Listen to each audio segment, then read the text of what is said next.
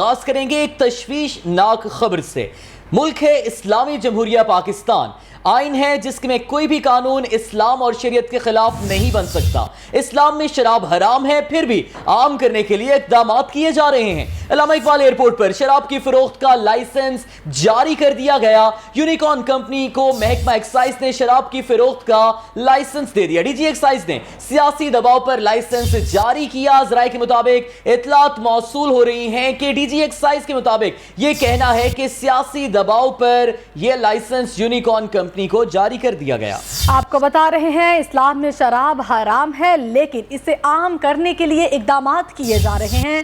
علامہ Iqbal airport پر شراب کی فروخت کا لائسنس جاری کر دیا گیا۔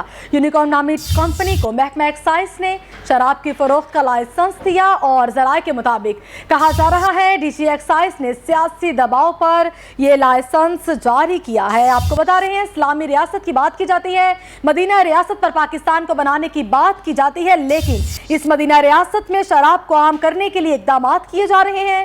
علامہ اقبال ایئرپورٹ پر شراب کی فروخت کا لائسنس جاری کر دیا گیا۔ اسلامی جمہوریہ پاکستان میں سب سے بڑے آبادی کے لحاظ سے صوبے پنجاب کے دارالحکومت لاہور میں علامہ اقبال شاعر مشرق پاکستان کا خواب دیکھنے والے اور پاکستان کے قومی شاعر کے نام سے منسوب اس ایئرپورٹ پر شراب کی فروخت کا لائسنس جاری کر دیا گیا ہے۔ ذرائع کے مطابق اطلاعات سامنے آ رہی ہیں کہ یونیکارن پاکستان نامی کمپنی ہے جس کو یہ لائسنس جاری کیا گیا ہے اور اس کے ساتھ ہی علامہ اقبال انٹرنیشنل ایئرپورٹ پر شراب کی فروخت کا لائسنس جاری کر دیا گیا ہے۔ اسی پر بات کریں گے بیورو چیف لاہور رنگ عیاش شجاع ہمارے ساتھ موجود ہے، مزید بات ان سے کرتے ہیں۔ عیاش شجاع، کہا جا رہا تھا مدینہ طرز پر یہ ریاست بنائی جائے گی، پاکستان کو مدینہ طرز کی ریاست کا کہا جا رہا تھا، لیکن اب مدینہ طرز کی ریاست میں شراب کو عام کرنے کے لیے اقدامات کیے جا رہے ہیں۔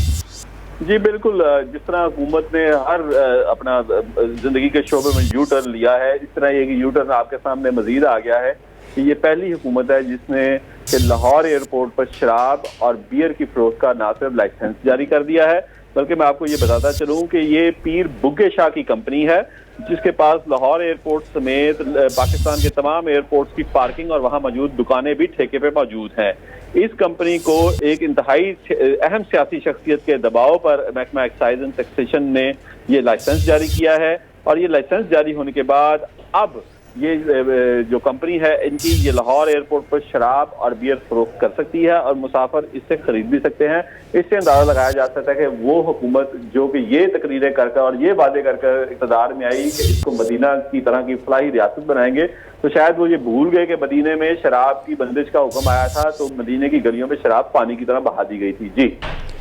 جی یہاں پر تو ہماری روایات میں شامل ہے کہ جب شراب کے ممنوع ہونے کا حکم آیا تھا تو صحابہ کرام کی جانب سے مدینہ کی گلیوں میں شراب پانی کی طرح بہا دی گئی تھی کہ اس جو نجاست سے بھرپور جو ڈرنک ہے، جو شراب ہے، اس کا ایک قطرہ بھی کہیں نظر نہ آئے۔ لیکن یہاں پر اسلامی جمہوریہ پاکستان میں ہی علامہ اقبال انٹرنیشنل ایئرپورٹ پر شراب کی فروخت کا لائسنس جاری کر دیا گیا ہے۔ ذرائع کے مطابق یہ اطلاعات موصول ہو رہی ہیں کہ ڈی جی ایکسائز نے سیاسی دباؤ پر یہ لائسنس جاری کیا ہے۔ یہ وہی سیاسی دباؤ ہے، یہ وہی سیاسی حکمران ہے جو پاکستان میں اسلام کے بول بالا کی باتیں کرتے ہیں، جو پاکستان کے اسلامی جمہوریہ ریاست ہونے پر فخر محسوس کرتے ہیں۔ اس پر مزید بات کر لیتے ہیں، ہمارے ساتھ ٹیلی فون لائن پر موجود ہیں ڈاکٹر مفتی خلیق الرحمان، مذہبی اسکالر ہیں۔ ڈاکٹر صاحب سب سے پہلے تو بہت شکریہ، آپ نے ہمیں وقت دیا۔ انتہائی تشویشناک بات ہے، اسلامی جمہوریہ پاکستان میں علامہ اقبال ایئرپورٹ پر شراب کی فروخت کا لائسنس دے دیا گیا ہے۔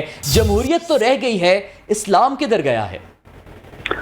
بسم اللہ الرحمن الرحیم۔ میرے بھائی بات یہی ہے، یہ تو آج کا المیہ نہیں، یہ تو پاکستان بننے کے ساتھ ہی المیہ شروع ہو چکا تھا۔ پاکستان بننا بہت بڑی خوش قسمتی تھی، اللہ تعالیٰ نے ہمیں یہ خطہ اس لیے دیا تھا کہ ہم اللہ کے نظام کو، اللہ کے دیے ہوئے نظام کو یہاں نافذ کریں۔ پاکستان کا بننا بہت بڑی خوش قسمتی، لیکن پاکستان کو چلانے کے لیے جو نظام جو ہم نے ایز اٹ از قبول کیا، یہ بدقسمتی کا آغاز دراصل وہیں سے ہو چکا تھا۔ درمیان میں نشیب و فراز اپ ڈاؤن آتے رہے، لیکن اب یہ جو شراب کی حرمت، شراب کے بارے میں جو قرارداد پیش ہوئی اور ایک غیر مسلم نے پیش کی اور اس کو رد کرنے والے سارے مسلمان تھے، تو مجھے بتائیں یہ ہیں مسلمان جنہیں دیکھ کے شرمائیں یہود۔ اصل بات یہی ہے کہ یہ ساری باتیں اللہ کی عذاب کو دعوت دینے والی ہیں۔ ہم جتنی جلدی توبہ گیر ہو سکیں توبہ کر لیں اور اپنے اعمال سے तौबा कर लें और अपने अमाल से फिर जाए, नेक अमाल की तरफ आ जाएं। वरना अल्लाह की लाठी बड़ी बेआवाज है, जब अल्लाह का कोड़ा पड़ता है तो फिर मोहलत खत्म हो जाती है। अब तक हमें डील मिली हुई है, इसी वजह से मिली हुई है कि इस धरती के ऊपर अल्लाह दीन का काम ले रहे हैं। दीन की बड़ी बड़ी नर्सरियां इस धरती पर मुख्तलिफ शोबे और मुख्तलिफ उन्वानात के तहत काम हो रहा है। अल्लाह ताला ने उस बरकत से हमें बचाया हुआ है। लेकिन अब ये जो काम कुछ ज्यादा ही कुछ हो रहा है और अलल ऐलान कहा जा रहा है कि जी अगर हम शराब हराम करेंगे, कल क्या कहते हैं कुछ और करना पड़ेगा, कल कुछ और करना पड़ेगा। इन्हें फिक्र हो गई है कि हम पता नहीं क्या करेंगे। अब बताएं भाई, अगर आप शराब हराम करते हैं तो अल्लाह को राजी करते हैं, अल्लाह के रसूल को राजी करते हैं, आप दीन पे अमल करते हैं। और अल्लाह ताला ने कुरान करीम में ये वादा किया है, तुम अगर कुरान करीम के अहकामात को लागू करोगे तो जमीन भी रिज़्क उगलेगी, आसमान भी तुम पर रिज़्क की बरसात बरसाएगा। और यही वजह है कि चूंकि हम इन चीजों को छोड़ चुके हैं, ना जमीन रिज़्क उगल रही है, ना आसमान हम पर रिज़्क की बरसात बरसा रहा है, और हम कशकोल लेकर पूरी दुनिया के अंदर भीख मांगते हुए अपनी जिंदगी गुजार रहे। लेकिन फिर भी हम सबक लेने के लिए तैयार नहीं है। कुरान की जुबान में ये इंसान नहीं है बल्कि इंसान नुमा जानवर हैं। और ये कुरान करीम ने कहा है, लहुम कुलूबुन ला यफ़क़हून बिहा व लहुम अअयुनुन ला युबसिरून बिहा व लहुम आज़ानुन ला यस्मऊन बिहा। इनके दिल दिमाग हैं लेकिन अब ये दिलो दिमाग से काम नहीं लेते, सोचते नहीं हैं।